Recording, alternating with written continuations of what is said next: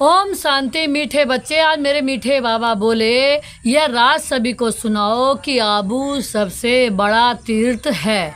स्वयं भगवान ने यहाँ से सबकी सदगति की है। तो आज मेरे मीठे बाबा ने प्रश्न में दिया है, कौन सी एक बात मनुष्य अगर समझ जाए तो यहाँ भीड़ लग जाएगी। तो बाबा ने उत्तर में दिया, मुख्य बात समझ लें कि बाप ने जो राजयोग सिखाया था वह अभी फिर से सिखा रहे हैं, वह सर्वव्यापी नहीं है। बाप इस समय आबू में आकर विश्व में शांति स्थापन कर रहे हैं। उस जड़ यादगार देलवाड़ा मंदिर भी है। तो आज बाबा ने कहा, आदिदेव यहाँ चैतन्य में भी बैठे हैं, यह चैतन्य देलवाड़ा मंदिर है।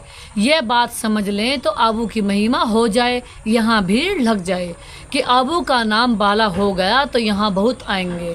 तो बाबा ने कहा आबू का नाम बाला करना है। ओम शांति। बच्चों को योग सिखाया और सब जगह जब आप ही सीखते हैं, सिखाने वाला बाप नहीं होता। तो आज बाबा ने कहा एक दो को आप ही सिखाते हैं। आज बाबा बोले यहाँ तो बाप बैठ सिखाते हैं बच्चों को। रात दिन का फर्क है ना, वहाँ तो बहुत मित्र संबंधी आदि याद आते रहते हैं। तो बाबा ने कहा इतना याद भी नहीं कर सकते हैं। तो आज बाबा बोले इसलिए देह अभिमानी बहुत मुश्किल बनते हैं। तो आज बाबा ने कहा यहाँ तो देह अभिमानी तुमको बहुत जल्दी बनना चाहिए, परंतु बहुत हैं जिनको कुछ भी पता नहीं है कि कैसे देह आत्म अभिमानी बनते हैं। शिव बाबा हमारी सर्विस कर रहे हैं, हमको कहते हैं अपने को आत्मा समझ बाप को याद करो। जो बाप इसमें विराजमान है, यहाँ विराजमान है ना, उनको याद करना पड़ता है। बहुत बच्चे हैं जिनको यह निश्चय ही नहीं है कि शिव बाबा ब्रह्मा द्वारा बैठ समझाते हैं। जैसे और लोग कहते हैं हम कैसे निश्चय करें, तो बाबा ने कहा ऐसे यहाँ भी हैं। अगर पूरा निश्चय होता तो बहुत प्यार से बाप को याद करते करते अपने में बल भरते। बाबा ने कहा बहुत सर्विस करते, क्योंकि सारे विश्व को पावन बनाना है ना। योग में भी कमी है तो ज्ञान में भी कमी है। सुनते तो हैं परंतु धारणा नहीं होती। तो आज बाबा ने कहा धारणा अगर हो तो फिर औरों को भी धारणा करावे। तो आज बाबा ने समझाया वो लोग कॉन्फ्रेंस आदि करते हैं, विश्व में शांति चाहते हैं, परंतु विश्व में शांति कब थी, किस प्रकार हुई थी, वह कुछ भी नहीं जानते हैं। किस प्रकार की शांति थी वही चाहिए ना। यहाँ तो तुम बच्चे जानते हो विश्व में सुख शांति की स्थापना अब हो रही है। बाप आए हुए हैं। कैसे ये देलवाड़ा मंदिर है, आदि देव भी हैं और ऊपर में विश्व में शांति का नज़ारा भी है। तो बाबा ने कहा कहाँ भी कॉन्फ्रेंस आदि में तुमको बुलाते हैं तो तुम पूछो विश्व में शांति किस प्रकार की चाहिए। तो आज मेरे बाबा बोले इन लक्ष्मी नारायण के राज्य में विश्व में शांति थी, वह तो देलवाड़ा मंदिर में पूरा यादगार है ना। तो आज मेरे बाबा ने कहा विश्व में शांति का सैंपल तो चाहिए ना। आज बाबा बोले लक्ष्मी नारायण के चित्र से भी समझते नहीं हैं, पत्थर बुद्धि है ना। तो आज बाबा ने कहा तो उनको बताना चाहिए कि हम बता सकते हैं। विश्व में शांति का सैंपल एक ही लक्ष्मी नारायण है। आज बाबा ने कहा फिर उनकी राजधानी भी देखना चाहते हो तो वह भी देलवाड़ा मंदिर में चल कर के देखो। आज बाबा ने कहा मांडल ही दिखाया जाएगा ना, वह चलकर आबू में देखेंगे। तो आज बाबा बोले मंदिर बनाने वाले खुद नहीं जानते। तब बाबा ने कहा जिन्होंने बैठ ये यादगार बनाया है। तब बाबा ने कहा जिनका देलवाड़ा मंदिर नाम रख दिया है, आदि देव को भी बिठाया है ना, ऊपर में स्वर्ग भी दिखाया है। जैसे वह जड़ हैं वैसे तुम हो चैतन्य। तो आज बाबा ने कहा इनको चैतन्य देलवाड़ा नाम रख सकते हैं। तो बाबा बोले परंतु पता नहीं कितनी भीड़ हो जाए। आज बाबा ने कहा मनुष्य ही मूंझ जाए फिर ये क्या है, समझाने में बड़ी मेहनत लगती है, बहुत बच्चे भी नहीं समझते हैं। बाबा ने कहा भल दर पर हैं, पास में बैठे हैं, समझते कुछ भी नहीं।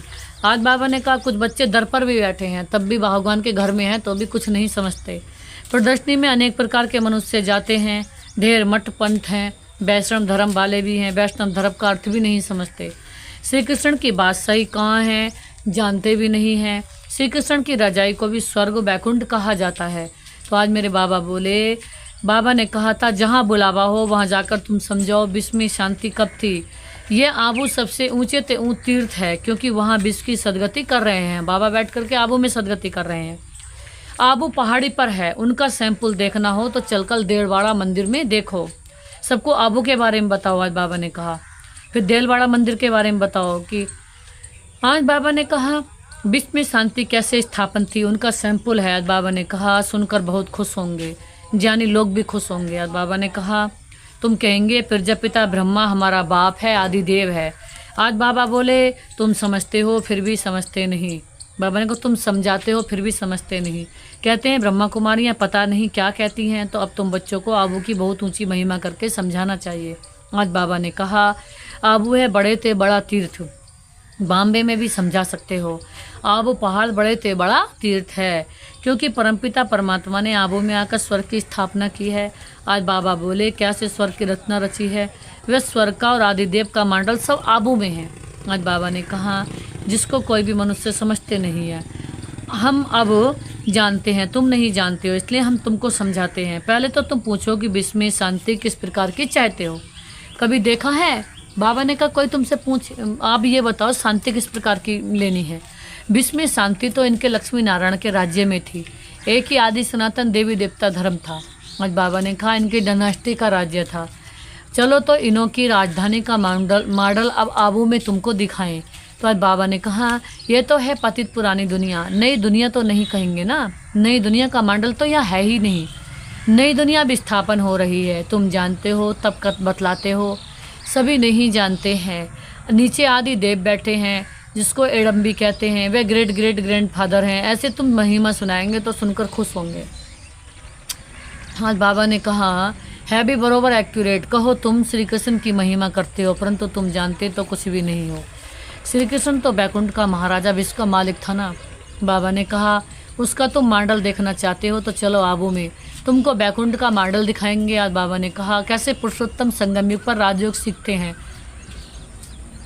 आज बाबा ने कहा जिससे फिर विश्व के मालिक बनते हैं वह भी मॉडल दिखाएंगे। बाबा ने कहा संगम युग की तपस्या भी दिखाएंगे, प्रैक्टिकल जो हुआ था उनका यादगार भी दिखाएंगे। आज बाबा ने कहा से बाबा जिसने लक्ष्मी नारायण का राज्य किया उनका भी चित्र है, अम्बा का भी मंदिर है। आज बाबा ने कहा अम्बा को कोई 10-20 भुजाएं नहीं हैं, भुजाएं तो 2 ही होती हैं, तुम आओ तो तुमको दिखाएं। आज बाबा ने कहा बैकुंठ भी आबू में दिखाएं, आबू में ही बाप ने आकर सारे विश्व को हेवन बनाया है। आज बाबा ने कहा सदगति दी है, आबू सबसे बड़ा तीर्थ है, सब धर्म वालों की सदगति करने वाला एक ही बाप है। पर बाबा बोले उनका यादगार चलो तो आबू में दिखाएंगे। आबू की तो तुम महिमा कर सकते हो। बाबा ने कहा आबू की महिमा कर सकते हो। आबू सारे संसार का सबसे बड़ा तीर्थ है जहाँ भगवान आते हैं, और जब भगवान आकर के सबको पवित्रता और सुख शांति देते हैं, जहाँ देवी देवता बनने की पढ़ाई पढ़ाते हैं, अर्थात आबू में भगवान आते हैं। भगवान का यादगार स्थान है, भगवान की भूमि है। तुम सबको यादगार दिखाएं। क्रिश्चियन लोग भी जानना चाहते हैं प्राचीन भारत का राज्य किसने सिखाया, क्या चीज़ थी, बोलो चलो आबू में दिखाएं। बैकुंठ ने पूरा एक्यूरेट बनाया है ऊपर छत में, तुम ऐसा नहीं बना सकते हो, तो ये अच्छी रीति बताना है। टूरिस्ट धक्का खाते हैं, वह भी आकर समझे। बाबा कह रहे टूरिस्ट कहाँ कहाँ कितने रुपए बर्बाद करके जाते हैं, और आबू तो बाबा ने कहा बहुत सुंदर स्थान है। तुम्हारा आबू का नाम बाला हो गया तो बहुत आएंगे, आबू बहुत मशहूर हो जाएगा। जब कोई पूछते हैं भी इसमें शांति कैसे हो, सम्मेलन आदि में निमंत्रण देते हैं तो पूछना चाहिए विश्व में शांति कब थी, वह जानते हो? विश्व में शांति कैसे थी, चलो हम समझाएं, मॉडल्स आदि सब दिखाएं। ऐसा मॉडल्स और कहाँ भी नहीं है जैसा आबू में है। आबू ही सबसे बड़ा ऊंचते ऊंच तीर्थ है जिसमें बाप ने आकर विश्व में शांति की, सर्व की सदगति की है। यह बातें और कोई नहीं जानते। तुम्हारे में भी नंबर वाल हैं। आज बाबा ने कहा तुम्हारे में भी नंबर वार है। भल बड़े महारथी म्यूजियम आदि संभालने वाले हैं, परंतु ठीक रीति किसको समझाते हैं व नहीं। बाबा रीड तो करते हैं ना। आज बाबा ने कहा सबको बाबा बैठ करके रीड कर रहे हैं कि कौन किसको कितना समझाते हैं, कितनी वो बाबा की बात समझा रहे हैं, कितना उनसे लोगों को मिल रही हैं, बाबा के वाइब्रेशन आते हैं। तो बाबा ने कहा जो भी जहाँ भी है उनको समझते हैं, कौन कौन पुरुषार्थ करते हैं, क्या पद पाएंगे। आज बाबा कह रहे थे, मैं ऊपर बैठ के रीड कर रहा था कि बाबा रीड कर रहे थे कि कौन कौन कितना पुरुषार्थ कर रहे हैं, कितना याद कर रहे हैं, कितना बाबा से प्यार है, कितना पद भी क्या पाएंगे। इस समय अगर मर जाएं तो कुछ पद नहीं पा सकेंगे। बाबा ने किसी के पद को देखा, अगर इस समय मर जाएं तो बाबा ने कहा वो पद पा ही नहीं सकते, क्योंकि उन्होंने यज्ञ में बैठ कर भी बाबा को याद करा ही नहीं है। तो बाबा ने कहा याद की यात्रा की मेहनत वे समझ नहीं सकते। बाबा ने आज किसी को चेक किया, जब बाबा बता रहे हैं कि अगर वो इसी समय शरीर छोड़ जाएं तो पढ़ पाएंगे ही नहीं। तो बाबा ने कहा बाप रोज नई बातें समझाते हैं, ऐसे ऐसे समझा कर ले आओ, यहाँ तो यादगार कायम है। तो बाबा ने कहा यादगार कायम है। बाप कहते मैं भी यहाँ हूँ, आदिदेव भी यहाँ है, बैकुंठ भी यहाँ है। आबू की बहुत भारी महिमा हो जाएगी। क्यों? क्योंकि भगवान इस स्थान पर आए हैं। आबू पता नहीं क्या हो जाएगा। जैसे देखो कुरुक्षेत्र को अच्छा बनाने के लिए करोड़ों रुपये उड़ाते रहते हैं, कितने ढेर मनुष्य जाकर वहाँ इकट्ठे होते हैं, इतनी बदबू गंदगी होती है बात मत पूछो। आज बाबा ने कहा कितनी भीड़ होती है। समाचार आया था कि भजन मंडली का एक बस नदी में डूब गई है। तो आज बाबा ने कहा ये सब दुख है ना। आज बाबा ने खुद ये बात कही। बाबा ने कहा कि कहीं जाते हैं कुरुक्षेत्र में, वहाँ कुछ करते होंगे, जाकर के देखने जाते होंगे। बाबा ने कहा इतनी गंदगी वहाँ हो जाती है बात मत पूछो, इतनी बदबू हो जाती है वहाँ। और बाबा ने कहा भीड़ भी इतनी हो जाती है। तो बाबा ने बता दिया कि इस संसार में भी इतनी गंदगी और इतनी भीड़ बदबू हो गई है कि अपनी मन मर्जी से लोग जाते हैं कहीं मेले में, कहीं कहीं कुरुक्षेत्र वगैरह में, लेकिन बाबा ने कहा भीड़ ही मच जाती है, बाकी और कुछ भी उन्हें मिलता नहीं है। आज बाबा ने फिर आगे कहा जैसे कि एक बस गई, वो नदी में गिर गई। ये सब दुखी तो है ना। बाबा बोले अकाले मृत्यु होती रहती है, वहाँ तो ऐसे कुछ होता भी नहीं। ये सब बातें तुम समझा सकते हो, बातचीत करने बड़ा सेंसिबल चाहिए। आज बाबा ने कहा बाप ज्ञान का पंप कर रहे हैं, बुद्धि में बिठा रहे हैं। आज बाबा ने कहा दुनिया थोड़े इन बातों को समझती है। आज बाबा ने कहा वह समझते हैं नई दुनिया का सैर करने जाते हैं। बाप कहते हैं दुनिया पुरानी हो गई। आज बाबा ने कहा सोचते हैं नई दुनिया का सैर, नई इसमें रहा ही ना कुछ भी। बाबा ने कहा पुरानी हो गई। वह तो कहते 40,000 वर्ष पड़े हैं, तुम बतलाते हो कि सारा कल्प ही 5,000 वर्ष का है।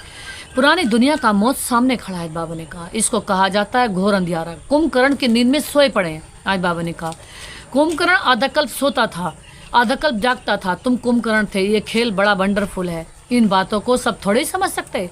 कई तो ऐसी भावना में आ जाते हैं, सुनते हैं सब जा रहे हैं तो चल पड़ते हैं, उनको बताते हैं हम शिव बाबा के पास जाते हैं, शिव बाबा स्वर्ग की स्थापना कर रहे हैं।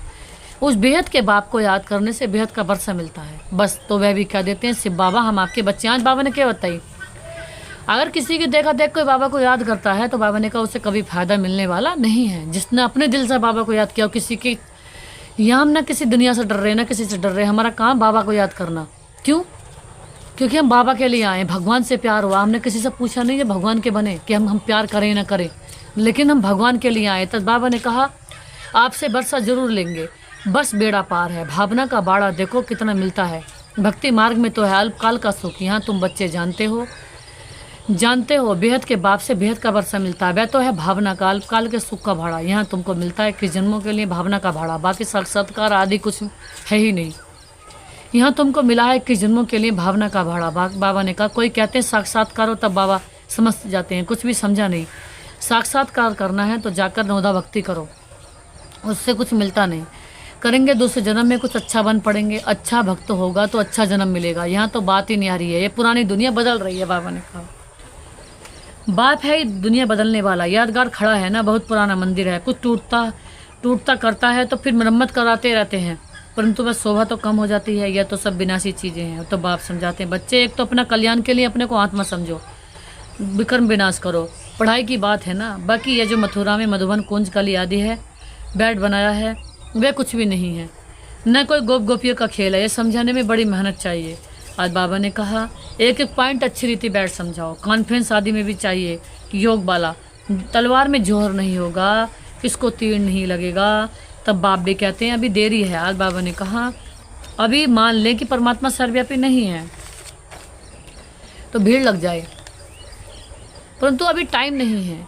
एक बात मुख्य समझ जाएं कि राजयोग बाप ने सिखाया था, जो इस समय सिखा रहे हैं, इसके बदले नाम उसका डाल दिया है जो कि भी सामरा है।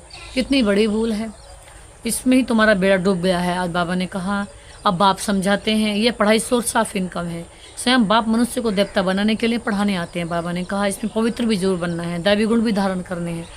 नंबरवार तो होते ही हैं, जो भी सेंटर्स हैं सब नंबरवार हैं। बाबा ने कहा ये सारी राजधानी स्थापन हो रही है, मासी का घर थोड़ा ही है। बोलो स्वर्ग कहा जाता है सतयुग को, परंतु वहाँ अगर राज्य कैसे चलता है। देवताओं का झुंड देखना हो तो चलो आबू में। बाबा ने कहा और कोई ऐसी जगह नहीं जहाँ ऐसे छत में रजाई दिखाई हो। भला अजमेर में स्वर्ग का मांडिल है, परंतु वह और बात है। आज बाबा ने कहा यहाँ तो आदि देव भी है ना, सतयुग किसने और कैसे स्थापन किया, ये तो एक्यूरेट यादगार है। बाबा बोले अभी हम चैतन्य देलवाड़ा नाम लिख नहीं सकते, जब मनुष्य खुद समझ जाए तो आप ये कहेंगे कि तुम लिखो। आज बाबा ने कहा अभी नहीं, अभी तो देखो अभी देखो थोड़ी बात में क्या कर देते हैं। आज बाबा ने कहा क्रोधी बहुत होते हैं, दे अभिमान है ना, दे अभिमानी तो कोई हो ना सके सिवाय तुम बच्चों के। पुरुषार्थ करना है, ऐसे नहीं कि जो नसीब में होगा। पुरुषार्थ ऐसे नहीं कहेंगे, वह तो पुरुषार्थ करते रहते हैं, फिर जब फेल हो जाते हैं तब कहेंगे तकदीर में जो था। अब बाबा ने कहा अच्छा, मीठे मीठे से केला दे बच्चों प्रति माता पिता बाप दादा का याद प्यार गुड मॉर्निंग। नमस्ते बाबा, नमस्ते, शुक्रिया बाबा, शुक्रिया मेरे बाप दादा जो आपने दिया उसका अनंत पद्मा पदम शुक्रिया, आपका था शुक्रिया। मेरे बाप दादा जो आपने दिया उसका था शुक्रिया, जो आगे दे रहे हैं उसके लिए भी अनंत अनंत शुक्रिया। तो आज धारणा के लिए मुख्य सार है, पहली पॉइंट्स है देहाभिमानी बनने का पूरा पुरुषार्थ करना है। ऐसे कभी नहीं सोचना है कि जो नसीब में होगा मिलेगा। सेंसिबल बनना है, बाबा ने कहा समझदार बनना है। तो आज सेकंड में बाबा ने दिया ज्ञान सुनकर उसे स्वरूप में लाना है। बाबा ने कहा स्वरूप में लाने की बात चल रही प्रैक्टिकल में। याद का जोहर धारण कर फिर सेवा करनी है। बाबा ने क्या करनी है, सेवा। आज बाबा ने कहा सबको आबू महान तीर्थ की महिमा सुनानी है। क्या वो क्या है, भगवान का स्थान है, इसमें जहाँ भगवान आए हैं वो स्थान है माउंट आबू। तो आज बाबा ने वरदान में दिया है एक बाबा शब्द की स्मृति से याद और सेवा में रहने वाले सच्चे योगी, सच्चे सेवाधारी भाव। एक बाबा शब्द की स्मृति से याद और सेवा में रहने वाले सच्चे योगी, सच्चे सेवाधारी भाव। आज बाबा ने कहा एक बाबा, अंश मात्र भी बाबा के अलावा कुछ भी याद ना आए। बाबा ने कहा एक बाबा शब्द ऐसा है, और वो पूरी मन से नहीं, ऊपर से कह दिया, दिल में बाबा का सांसों सांस गीत बजता रहे। यादों की सरगम में, यानी कहते ना कि यादों की सरगम में बाबा नाम तेरा है। अब तो क्या, जो दिल की सरगम है, बाबा जो दिल है उसमें बाबा होना चाहिए, अंश मात्र भी, कोई और नहीं। मतलब बाबा में हमें किसी भी बात में, किसी भी कार्य में, किसी भी सफलता में बाबा पे हमें अनलिमिटेड निश्चय होना चाहिए, उसमें 1% भी निश्चय में कमी नहीं। क्योंकि बाबा ही एक ऐसा है जो बाबा ही एक ऐसे हैं जो सफलता के सागर हैं। तो हर बात में बाबा होना चाहिए। आप बच्चे मुख से व मन से बार बार बाबा शब्द कहते हो, बच्चे हो तो बाबा शब्द याद आना ये सोचना ही योग है। आज बाबा के योग की परिभाषा बता रहे हैं। योग क्या है, बाबा शब्द आना ये सोचना ही योग है। और मुख से बार बार कहना कि बाबा ऐसे कहते हैं, बाबा ने ये कहा, यही सेवा है। हर बात में सोचो बाबा ने ये बात कही, बाबा ने ये बात कही, बाबा ही याद आए। लेकिन इस बाबा शब्द को कोई दिल से कहने वाले हैं, कोई नॉलेज के दिमाग से। और बाबा ने 2 तरीके बताए, कोई दिल से कहते हैं, कोई दिमाग से। दिमाग से कह दो, कोई देखेगा तो कहेगा बाबा को याद नहीं करते। लेकिन बाबा ने कहा दिल से जो बाबा कहते हैं, दिल का फायदा दिल से होता है, दिल की ही सफलता मिलती है। जो दिल से कहते हैं उन्हें दिल से सदा प्रत्यक्ष प्राप्ति, खुशी और शक्ति मिलती है। जो दिल में बाबा को बिठाते हैं, दिल से बाबा को प्यार करते हैं, दिल से बाबा की हर बात पे निश्चय है, तो उन्हें खुशी प्राप्ति और खुशी मिलती है। दिमाग वालों को बोलने समय खुशी तो होती है, सदाकाल की नहीं।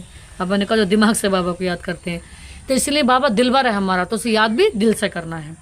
तो आज मेरे मीठे बाबा ने स्लोगन में दिया है परमात्मा रूपी समा पर फिदा होने वाले ही सच्चे परवाने हैं। परमात्मा रूपी समा पर, परमात्मा वो समा है जो बाबा ने कहा, जो ऐसी समा, बाबा ने कहा जो हमारी हर पल की, हमारे दिल की, बाबा ने कहा दिलाराम है।